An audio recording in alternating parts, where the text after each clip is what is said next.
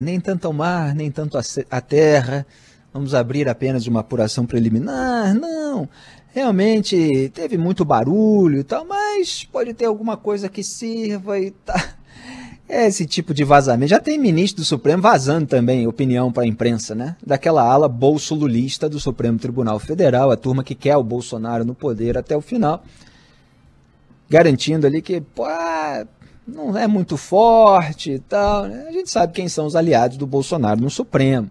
Dias Toffoli, Gilmar Mendes, essa turma aí. E você tem aí várias declarações no ar que servem para tentar amenizar a pressão, para fazer contraponto a todas as declarações fortes dos senadores que conduziram a CPI da pandemia e que participaram dela sem ser sabujos desse presidente.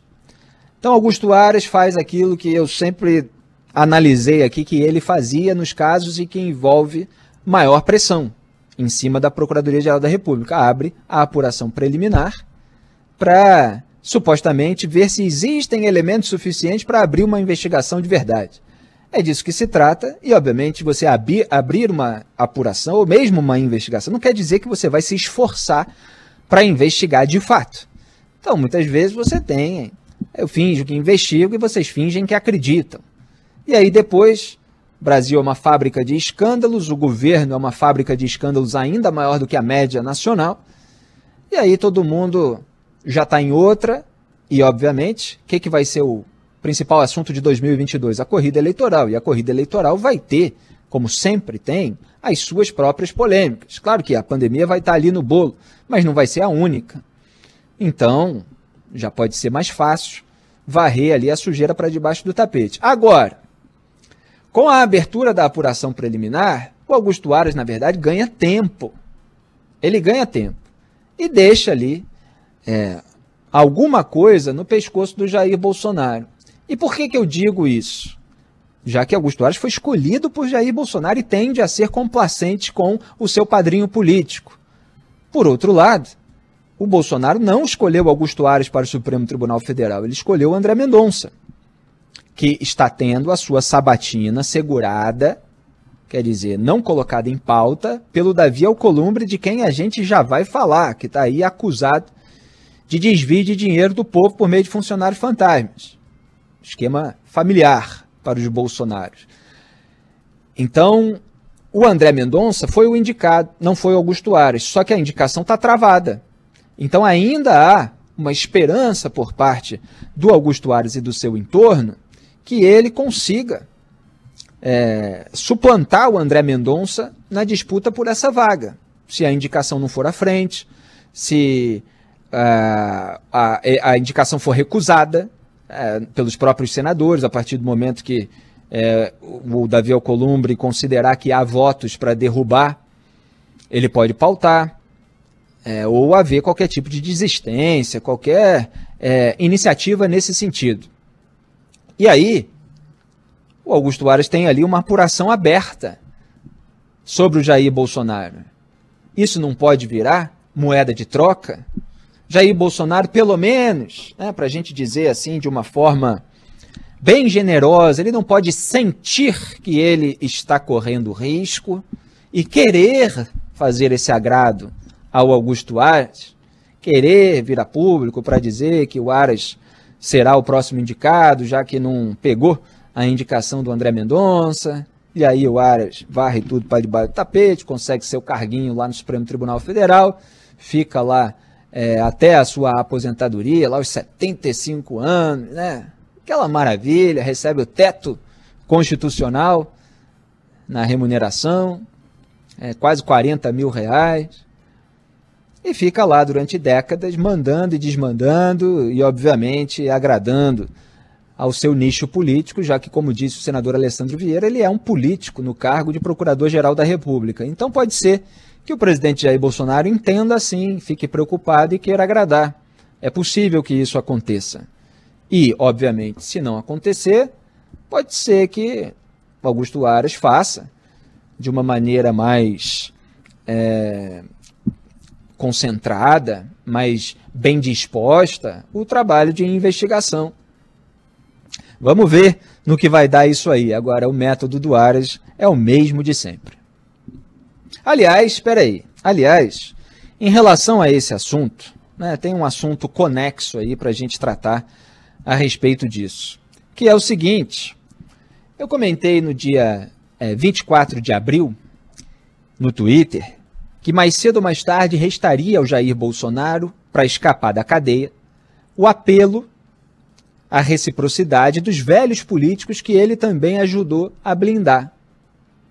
E aí, 5 meses depois desse meu comentário, que a função do analista é justamente antecipar cenários, em 21 de setembro, a Folha de São Paulo publicou que uma ala do Centrão ofereceu apoio na justiça ao presidente em troca da renúncia dele a uma nova candidatura. E agora, em 29 de outubro, saiu a notícia de uma oferta mais concreta do Centrão: blindar Bolsonaro com uma PEC que o torne senador vitalício caso perca a eleição de 2022 ou desista de concorrer. Esse é um dos assuntos do dia. A PEC para que o Bolsonaro vire senador vitalício. Se ele não ganha a eleição e ele está projetado aí como derrotado nesse momento, claro que ele tem a máquina estatal ao seu dispor, tem toda a claque, toda a propaganda, toda a mídia cujo apoio ele comprou com verbas e tudo mais. Ele pode eventualmente reverter. É uma missão bastante difícil, delicada, mas não impossível. Mas repito, estão querendo colocar o Bolsonaro como senador vitalício, que foi um cargo criado para que o Pinochet, o ditador chileno, tivesse uma proteção depois dos crimes contra a humanidade que cometeu durante as quase 2 décadas em que esteve no poder. Ele assumiu esse cargo de senador supostamente vitalício em 11 de março de 1998. Mas 7 meses depois acabou sendo detido em Londres, a pedido da justiça espanhola. Quer dizer, não adiantou muito, mas segurou pelo menos durante 7 meses. Então, olha só que tipo de cópia que está sendo feita aqui no Brasil. Então, Jair Bolsonaro tem medo da cadeia. É por isso que ele não consegue responder a uma simples pergunta sobre desvio de dinheiro do povo por meio de funcionários fantasma. Já respondeu de uma maneira... Respondeu não respondeu, né? Já afrontou, já xingou, já esperneou, já hostilizou repórteres, apresentadores, humoristas que fizeram a pergunta absolutamente natural a um presidente da República. E agora esse medo da cadeia se soma em relação aos seus motivos. Quer dizer, você tem o episódio das rachadinhas, que pode chegar até ele, você tem os crimes apontados pelos senadores na CPI da pandemia, e você ainda tem essas picaretagens virtuais aí que são alvo de investigação no Supremo Tribunal Federal. Então tem uma articulação com os líderes do Centrão que recebem benesses do governo dele para tentar blindá-lo. E eu falei que isso ia acontecer e está acontecendo. Você não vai ouvir isso, que dirá com 6 meses de antecedência, num programa bolsonarista, em que esse tipo de preocupação e articulação é solenemente omitido do público, porque não são programas jornalísticos, são agentes políticos de desinformação, são agências de publicidade do governo. Aqui a gente trata da realidade.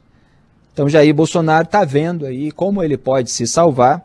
Vamos ver se Augusto Aras vai fazer o seu trabalho, se ele vai cumprir ali o papel de vassalagem que era esperado dele, ou se vai haver algum tipo de escampo.